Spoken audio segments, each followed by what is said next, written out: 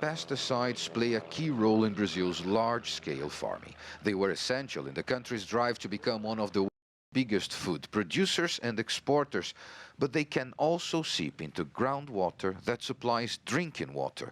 A recent study conducted by a consortium of investigative journalists using official government data unveiled that drinking water in nearly 1,400 towns, about 1/4 of Brazilian cities, tested positive for traces of 27 kinds of pesticides. 11 of these are forbidden in Brazil and 21 are banned in the European Union. Study authors even set up an online tool so people in Brazil can check results in their own cities. One of the researchers explained how in most cases each individual chemical was below officially acceptable levels, but she says this ignores the dangers of a so-called cocktail effect. No Brasil, a gente não tem uma legislação. In Brazil, there's not a law to regulate this mix of substances. So if individually they're below the safety limit, we don't have any safeguards. In the European Union, they do.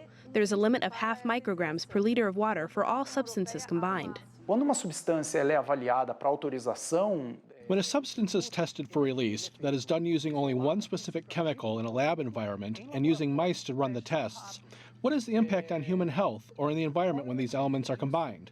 We don't know yet. Now, with Jair Bolsonaro in office, an ally of the agriculture industry, even more chemicals are in play, with dozens of new pesticides approved for use this year alone. Health and environmental activists are alarmed, but many farmers here say the worry is unwarranted and that there is too much misinformation about the true use of the chemicals. Sao Paulo State Deputy Frederico Dávila belongs to President Bolsonaro's party and is the vice president of the Brazilian Association of Soybean Producers. He's a strong advocate for the use of pesticides. Nós não temos como. There is no way the world can feed 7.5 billion people without using these products. Pesticides don't harm anybody.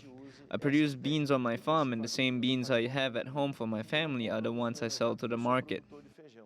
Farmers say chemical pesticides are essential to maintain and increase food productivity, while consumers and environmentalists are increasingly worried about their impact on the environment and on people's health. Paulo Cabral, CGTN, São Paulo.